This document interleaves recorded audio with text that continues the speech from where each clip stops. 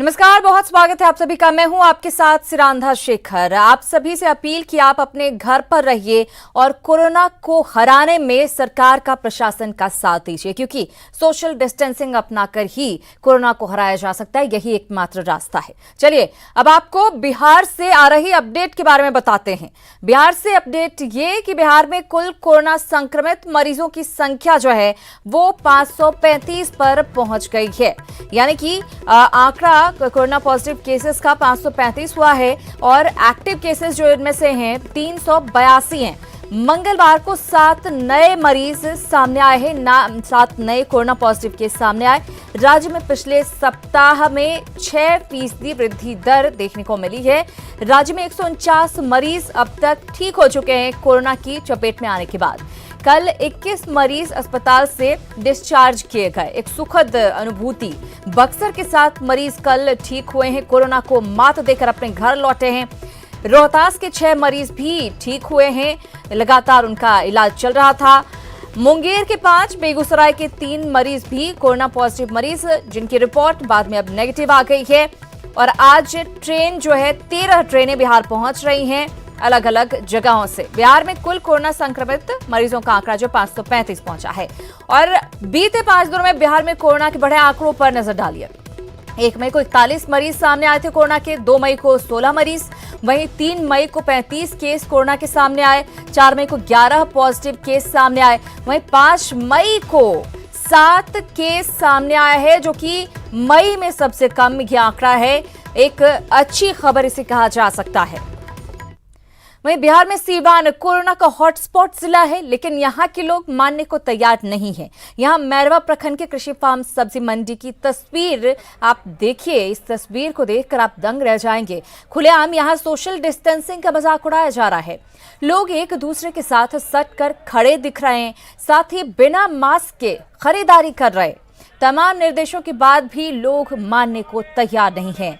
ये तस्वीरें social distancing का मजाक बना रही हैं, कोरोना के खिलाफ लड़ाई को कमजोर कर रही है। सीवान की तस्वीरें आप देख सकते हैं और इन तस्वीरों को देखने के बाद सवाल ये कि बढ़ते संकट के बीच आखिर सबक कब सीखेंगे लोग। 1500 से ज्यादा लोगों की जान जा चुकी है। निर्देशों के बाद भी आखिर लोग मानने को तैयार क्यों नहीं है? अपनी जान जोखिम में डाल रहे हैं, दूसरों की भी। हॉटस्पॉट में लापरवाही क्या मुसीबत नहीं बढ़ाएगी? ये तमाम 2 सवाल जो ये तस्वीरें खड़े कर रही हैं। और सवाल यही है कि आखिर लोगों के दिमाग में एक बात घुसती क्यों नहीं है कि इस तरह से भीड़ जुटाना कितना मुश्किल उनके लिए हो सकता है, कितनी बड़ी मुसीबत उनके लिए पैदा कर सकता है। किसी एक के लिए नहीं, बल्कि तमाम लोग जो यहाँ पर इकट्ठे हुए हैं, उन सभी के परिवार वालों के लिए, आसपास रह रहे लोगों के लिए भी। मृत्युंजय हमारे साथ जुड़ गए, उनसे करें ज्यादा बातचीत। मृत्युंजय, कोरोना के खिलाफ लड़ाई में प्रशासन और सरकार जी जान से जुटे हुए हैं, लेकिन ये लोग, इन्हें समझ में नहीं आ रहा है कि सीवान एक हॉटस्पॉट जिला है। इतने सारे मामले यहां पर सामने आ चुके हैं, इस तरह से भीड़ लगाकर खुलेआम नियम को तोड़ रहे हैं। जी देखिए, ये बात की जाए तो जिला सीवान जिला हॉटस्पॉट जिला बना हुआ है और यहाँ पे सोशल डिस्टेंसिंग की धज्जियां उड़ाई जा रही है। लगातार जो सब्जी मंडी है, मैरवा कृषि फार्म हाउस है, वहाँ पे सोशल डिस्टेंसिंग की लोगों द्वारा पालन नहीं किया जा रहा है, जबकि सीवान जिला हॉटस्पॉट है। खुद ये लोग अपने जान जोखिम में डाल ही रहे हैं, बल और उसके साथ साथ दूसरे को भी जिंदगी से खेल रहे हैं। इस तरह से हम लोग कोरोना की जंग कैसे जीत पाएंगे, जबकि लगातार वो एक दूसरे से लोग चिपक कर सब्जी खरीदारी कर रहे हैं। वहीं कोई ऐसे लोग हैं जो बिना मास्क के घूम रहे हैं। मृत्युंजय, सवाल ये भी है कि प्रशासन और पुलिस यहाँ पर क्यों नहीं नजर आ रही? अगर इस तरह की तस्वीर देखने को मिल रही है तो सख्ती बरतने की जरूरत है। हाँ बिल्कुल, आपने सही कहा। कहीं ना कहीं प्रशासनिक भी लापरवाही है, क्योंकि माना अगर जो सरकार का गाइडलाइन है उसको फॉलो करना चाहिए। अगर सब्जी मंडी है वहाँ पे तो कहीं ना कहीं पुलिस तैनाती हो जाती तो लोग इसका पालन करते। तो कहीं ना कहीं लोग यहाँ पे अपने जिंदगी से खेल रहे हैं, वहीं पुलिस की भी लापरवाही है। बिल्कुल, और लगातार अपने साथ साथ दूसरों की जिंदगी से भी खिलवाड़ कर रहे हैं ये लोग जो इस तरह से भीड़ लगाकर इकट्ठे हुए हैं। बहुत धन्यवाद मृत्युंजय इस जानकारी के लिए। तस्वीरें एक बार फिर आप देखिए, किस कदर भीड़ इकट्ठी हुई है और जान जोखिम में डाल रही है अपनी भी और दूसरों की भी। और इधर मजदूरों को लेकर साबरमती से सीतामढ़ी जा रही श्रमिक स्पेशल ट्रेन देर रात करीब 2:20 पर नरकटियागंज जंक्शन पहुंची। स्टेशन पर ट्रेन करीब 40 मिनट तक रुकी रही। गार्ड और ड्राइवर को चेंज करने के बाद ट्रेन सीतामढ़ी के लिए रवाना हो गई। हालांकि ट्रेन 40 मिनट तक स्टेशन पर रुकी रही, लेकिन किसी यात्री को ट्रेन से उतरने नहीं दिया गया। स्टेशन पर प्लेटफॉर्म के दोनों तरफ पुलिस की तैनाती की गई थी ताकि कोई यात्री ट्रेन से उतर न जाए। वहीं केरल से 1135 प्रवासी श्रमिकों को लेकर श्रमिक स्पेशल ट्रेन सहरसा पहुंची। ट्रेन में पूर्णिया, मधेपुरा, कटिहार, सीवान, सारण और दूसरे जिलों के श्रमिक हैं। इन श्रमिकों की थर्मल स्क्रीनिंग के लिए सहरसा स्टेशन पर 8 काउंटर बनाए गए, जहां उनकी जांच की गई। इस दौरान सहरसा स्टेशन पर सोशल डिस्टेंसिंग का पूरा ख्याल रखा गया। एसपी, डीएम से लेकर जिला प्रशासन के तमाम अधिकारियों के साथ बड़ी संख्या में पुलिस के जवान मौके पर मौजूद हैं। जांच के बाद सभी को सहरसा स्टेडियम ले जाया गया, जहां इन्हें फूड पैकेट्स और पानी के बॉटल्स दिए गए। इसके बाद इन्हें इनके जिलों की ओर बस से रवाना किया जा रहा है, जहां ये 21 दिनों तक क्वारंटाइन रहने के बाद घर पहुंचेंगे। वहीं बिहार में बाहर से मजदूरों के आने का सिलसिला लगातार जारी है। बीती देर रात गुजरात के अहमदाबाद से करीब 1075 मजदूर ट्रेन से सीतामढ़ी पहुंचे। इसे लेकर रेलवे स्टेशन पर सुरक्षा के साथ ही तमाम बंदोबस्त किए गए थे। यहां तमाम मजदूरों की स्वास्थ्य जांच की गई। इसके बाद संबंधित प्रखंडों में उन्हें भेज दिया गया, जहां सभी लोगों को 14 दिनों के क्वारंटाइन पर रखा जाएगा। अहमदाबाद से ट्रेन आई है, प्रवासी मजदूर भाइयों को लेकर आई है। यहाँ वो लोग सामाजिक दूरी का पालन करते हुए सभी आगे बढ़ रहे हैं। सभी अपने अपने प्रखंड में जाएंगे। कुछ अन्य जिला के भी हैं जिनकी उनके लिए भी गाड़ी है, वो लोग अपने जिला में जाएंगे। इन सभी को क्वारंटाइन कैंप में रखा जाएगा। इनके लिए सभी व्यवस्था की गई है। वहीं तेलंगाना से 1150 मजदूरों को लेकर श्रमिक स्पेशल ट्रेन खगड़िया स्टेशन पहुंचने वाली है। खगड़िया स्टेशन पर जहां मजदूरों के स्क्रीनिंग की व्यवस्था की गई है, वहीं उनको अलग अलग जिलों में भेजने के लिए बसों की व्यवस्था भी की गई है। खगड़िया स्टेशन पर प्रशासन की तैयारी का जायजा लिया न्यूज 18 संवाददाता दिग्विजय ने। हम इस समय खड़े हैं खगड़िया के रेलवे स्टेशन पर, जहां अब से कुछ ही देर के बाद ही तेलंगाना से खगड़िया श्रमिक स्पेशल ट्रेन पहुंचने वाली है, जिसमें 1150 जो है सो या मजदूर है। वहां पे हम आपको दिखाना चाह रहे हैं जो जिला प्रशासन ने जो तैयारी की है, वो एक स्टेशन के बाहर में जहां मदद हेल्प यू काउंटर बना हुआ है, अंदर में जो है सो 30 जो टीम बनी हुई है, डॉक्टर की टीम, उसके द्वारा सभी लोगों का जो है स्क्रीनिंग किया जाएगा। और स्क्रीनिंग के बाद हम ये दिखाना चाह रहे हैं आपका कि ये जो बस है जो विभिन्न जिला से यहाँ पर पहुँची है, बांका से, मुंगेर से, भागलपुर से, ये तमाम जिलों से जो है से यहाँ पे बस आके के लगी हुई है। उसके बाद जो है जो मजदूर यहाँ पे स्क्रीनिंग के बाद उनको विभिन्न जिला अपने अपने जिला भेजा जाएगा। दिग्विजय कुमार, न्यूज 18 खगड़िया।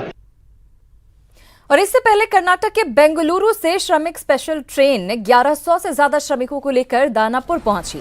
दानापुर पहुंचने के बाद सारे श्रमिकों की स्क्रीनिंग की गई। उसके बाद श्रमिकों को बस में बिठाकर उनके गृह जिले भेजा गया। मजदूरों का कहना था कि उनसे भाड़े के पैसे नहीं लिए गए, लेकिन रास्ते में खाने पीने और पानी की उन्हें दिक्कत जरूर हुई। 4 तारीख को 7 बजे मिला था, उसके बाद 5 तारीख को 2:30 बजे मिला खाना। वो भी इतना सा करना जिससे मुर्गी खाएगा भी तो पेट नहीं भरेगा।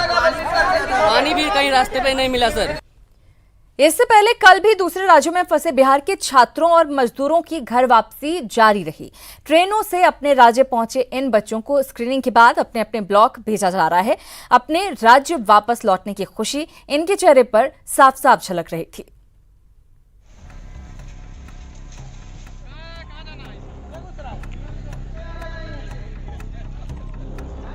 दानापुर स्टेशन पर ट्रेन से उतरते ये वो छात्र हैं जो लॉकडाउन की वजह से कोटा में फंस गए थे। स्टेशन के बाहर अपने घर जाने वाली बसों की तरफ जाते इन छात्रों के चेहरे पर यात्रा की थकान कम और अपने गृह राज्य पहुंचने की संतुष्टि ज्यादा दिख रही है।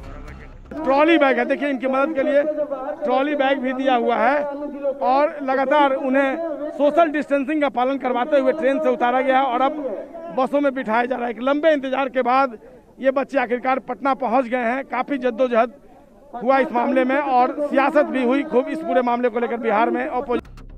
कोटा से वापस लौटे बच्चों को कोई असुविधा न हो, इसके लिए प्रशासन ने भी खाने पीने से लेकर तमाम जरूरी इंतजाम किए हैं।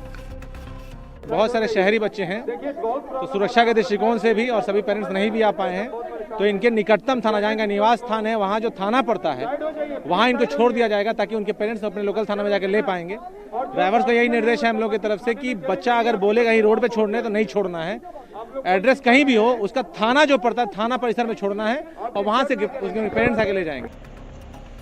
छात्र तो छात्र, अब इन कामगारों के चेहरे की खुशी और सुकून देखिए। दानापुर स्टेशन के बाहर जमीन पर बैठकर खाना खाना इनकी मजबूरी नहीं, ये अपने घर पहुंचने की निश्चिंतता है, जिसकी वजह से इन लोगों को जमीन पर बैठकर भी खाने से कोई गुरेज नहीं। ऐसी ही खुशी कोटा से दरभंगा पहुंचे छात्रों के चेहरों पर भी देखने को मिली। कोटा से 1200 छात्रों को लेकर एक ट्रेन दरभंगा पहुंची। स्टेशन पर छात्रों की थर्मल स्क्रीनिंग हुई और उसके बाद मिथिला पेंटिंग बने मास्क देकर छात्रों को उनके घरों के लिए रवाना किया गया। बहुत खुशी हो रही है। क्या कहना चाहेंगे सरकार को बहुत बहुत धन्यवाद। ये खुशी उन सभी छात्रों और मजदूरों के चेहरों पर देखने को मिली जो दूसरे राज्यों से वापस लौटे हैं। अब अगर ये छात्र 21 दिनों के होम क्वारंटाइन का ईमानदारी से पालन करें और क्वारंटाइन सेंटर में रहने वाले कामगार 21 दिनों तक सोशल डिस्टेंसिंग का बखूबी पालन कर लें, तो ये खुशी आगे भी ऐसी बरकरार रह सकती है।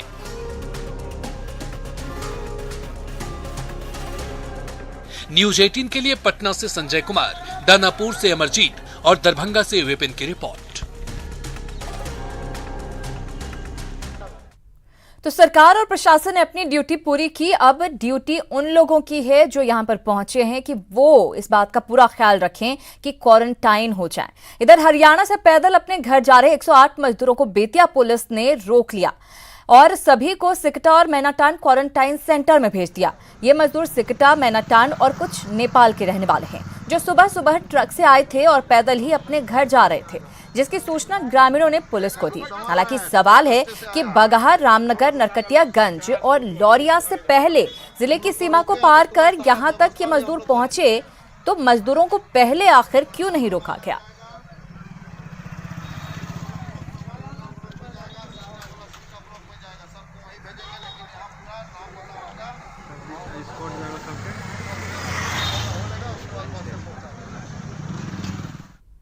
राजस्थान के कोटा से 1248 छात्रों को लेकर स्पेशल ट्रेन कटिहार पहुंची। इस ट्रेन में कटिहार, पूर्णिया, किशनगंज और अररिया के छात्र थे। कटिहार जंक्शन पर स्क्रीनिंग के बाद छात्रों को उनके गृह जिले भेज दिया गया। आपको बता दें कि लॉकडाउन के बाद अभिभावक बच्चों को लेकर परेशान थे। अब बच्चों के घर आने से अभिभावकों ने राहत की सांस ली है। सीवान में प्रवासी मजदूरों का आना शुरू हो गया है। दानापुर से 3 बसों में करीब 52 मजदूरों को लाया गया, जहां से उन्हें बिहार, उत्तर प्रदेश के सीमा क्षेत्र गुठनी में बने राहत आपदा केंद्र में रखा जा रहा है, जहां से जांच के बाद उन्हें उनके संबंधित प्रखंडों में क्वारंटाइन के लिए भेजा जा रहा है। आरबीटी स्कूल में बने आपदा केंद्र का जायजा लिया सीवान संवाददाता मृत्युंजय कुमार सिंह ने। हम मौजूद हैं गुठनी में, जहां पे प्रशासन द्वारा राहत केंद्र बनाया गया है। आप देख सकते हैं ये बीएड कॉलेज है जहां पर राहत केंद्र बनाए गए हैं। जो भी यात्री या छात्र आएंगे, देख सकते हैं आप न्यूज 18 पर एक्सक्लूसिव तस्वीर देख रहे हैं। कुछ लोग आए हुए हैं जो ये बाहर से लाए गए हैं, इनको यहाँ रखा जाएगा। राहत केंद्र बनाया गया है जहाँ पर सबको लेकर रखकर क्वारंटाइन की जाएगी। आप देख सकते हैं न्यूज 18 पर एक्सक्लूसिव तस्वीर किस तरह से इन लोगों की जो बाहर के यात्री हैं, जो छात्र आए हुए हैं, जिनको यहाँ जांच की जा रही है और जांच के बाद इनको ले जाकर वहाँ रखा जाएगा। यानी ये राहत केंद्र है और यहाँ से वो लोग जिस स्टेट के हैं या जिस जिले के हैं वहाँ पर भेजा जाएगा।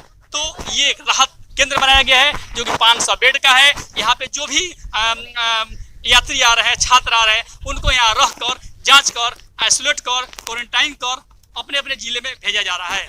मृत्युंजय कुमार सिंह, न्यूज 18 सीवान।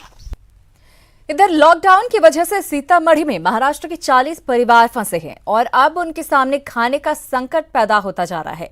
दरअसल घूम घूम कर सामान बेचने वाले ये परिवार महाराष्ट्र से सीतामढ़ी पहुंचे थे। इसी बीच लॉकडाउन हो गया। लॉकडाउन की वजह से इनका धंधा चौपट हो गया और धीरे धीरे इनके पैसे खत्म हो गए। इन परिवारों का दर्द जाना संवाददाता राकेश रंजन। सीतामढ़ी में लॉकडाउन के बीच ऐसे हजारों परिवारों की संख्या है जो बाहर के हैं और यहाँ बुरी तरीके से फंस चुके हैं। इनके सामने रोजी रोटी की समस्या गंभीर है, ये दाने दाने को मोहताज है। ऐसे ही 40 परिवार यहाँ फंसे हुए हैं जो महाराष्ट्र के हैं, जो अपने घर वापस जाना चाहते हैं, लेकिन प्रशासनिक स्तर पर इनके लिए कोई व्यवस्था नहीं है, जिसके चलते यहाँ बुरी तरीके से फंस चुके हैं। सामाजिक स्तर पर दिए गए सहायता से ये किसी तरह अपना पेट भर रहे हैं, लेकिन इनके सामने 2 जून की रोटी एक गंभीर समस्या बन गई हुई है। आइए हमारे साथ कुछ लोग हैं जो महाराष्ट्र के हैं, उनसे जानने की कोशिश करते हैं कि आखिर क्या परेशानी है। क्या परेशानी है?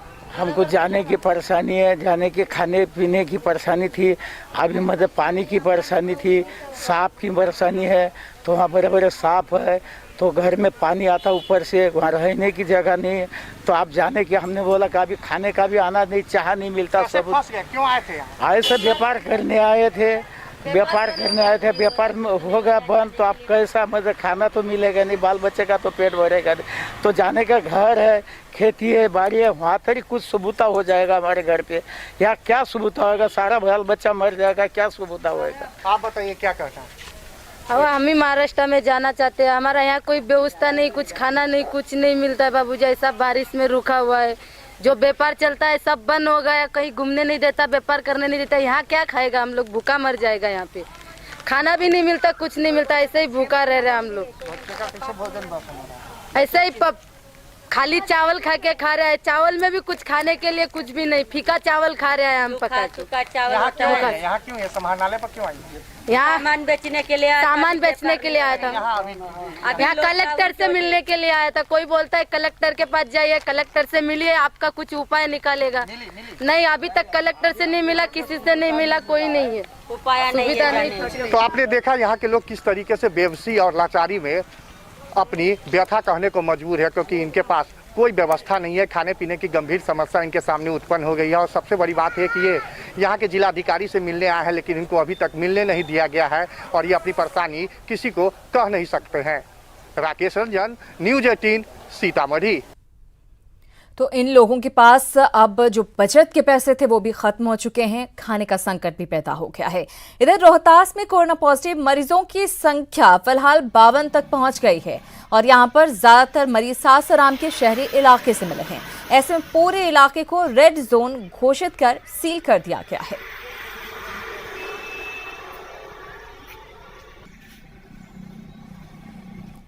लॉकडाउन के दौरान प्रवासी मजदूरों को अपने प्रदेश लाने के बाद बांका जिला प्रशासन ने उन्हें उनके हाल पर छोड़ दिया है। ये श्रमिक बैंगलोर से 1050 रुपए किराया देकर दानापुर होते हुए बांका पहुंचे। पीबीएस कॉलेज में इनकी स्क्रीनिंग तो की गई, लेकिन जिला प्रशासन की ओर से इनके ठहरने और खाने पीने की कोई व्यवस्था नहीं की गई। उन्हें पूरी रात भूखा रखा गया। फिर सवेरे हाथ पर क्वारंटाइन का मुहर लगाकर इन्हें अपने अपने प्रखंड जाने के लिए छोड़ दिया गया। ये मजदूर अपने प्रखंड पैदल जाने के लिए मजबूर हो गए, जिनकी निगरानी करने वाला कोई नहीं था। इन पर तरस खाकर किसी ने इन्हें सत्तू मुहैया करवाया, तब जाकर इनकी भूख मिटी। घर पहुंचकर भी इन श्रमिकों की समस्या खत्म नहीं हो रही। हम लोग का वहाँ पे जहाँ से बेंगलोर से आ रहे हैं वहाँ से टिकट लिए सर, 1050 रुपये का, वहाँ से आए। 3 दिन का सफर था, 2 बार मात्र खाना मिला सर रास्ते में। उसके बाद दानापुर जब हम लोग को पटना उतारा तो वहाँ पे 1 बार खाना मिला, मुश्किल से, वो भी किसी को नहीं भी मिला। जब वहाँ से बस दिया, वहाँ से बस जब हम लोग आए तो रात को 2 बजे हम लोग को पीबीएस कॉलेज बांका में पहुँचाया। यहाँ पे सर नहीं रहने के लिए दिया और नहीं खाना का तो छोड़िए सर, पानी तक नहीं दिया था। ये लोग बोले कि हम लोग भूखे हैं, 2 दिन से भूखे हैं, तो हमको रहा ना गया। चूँकि हमारा सत्तू का बिजनेस है, इसलिए इन लोग को हम सत्तू खाने के लिए दे, कुछ इन लोग को राहत मिले। उधर बांका में सोशल डिस्टेंसिंग की धज्जियां उड़ाई गईं। सोशल डिस्टेंसिंग का पालन कराने के लिए प्रशासन ने बाराहाट हटिया को स्टेडियम में शिफ्ट करा दिया। बावजूद इसके लोग अपनी आदतों से बाज नहीं आ रहे। आप खुद तस्वीरों में देख सकते हैं कि हाट में किस तरह से लोगों की भीड़ जुटी हुई है और किसी के भी चेहरे पर मास्क नहीं है।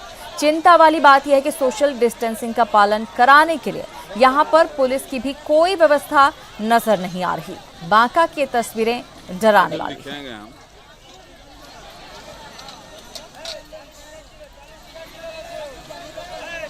बांका की तस्वीर आप देख सकते हैं। दरअसल बाराहाट हटिया को स्टेडियम में शिफ्ट किया गया और यहाँ पर क्या स्थिति बनी हुई है आप देख सकते हैं। ये इसलिए किया गया था ताकि लोगों से नियम का पालन कराया जा सके, लेकिन प्रशासन की तरफ से भी कोई नजर यहाँ पर नहीं रखी जा रही है।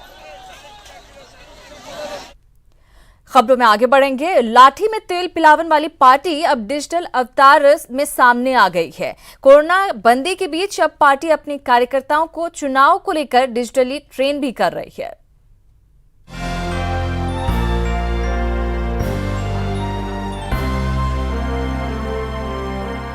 कभी लालू की पार्टी लाठी में तेल पिलाने की बात करती थी, लेकिन आज आरजेडी का स्वरूप बदल रहा है। इन तस्वीरों को देखकर आप भी समझ गए होंगे कि अब समय के साथ आरजेडी भी अपने डिजिटल अवतार में आ गई है।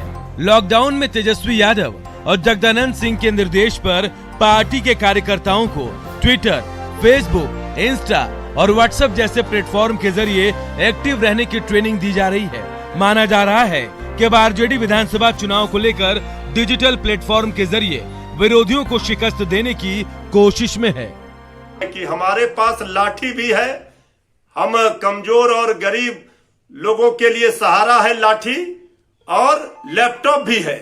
अब लाठी और लैपटॉप, ट्विटर भी है, व्हाट्सएप भी है।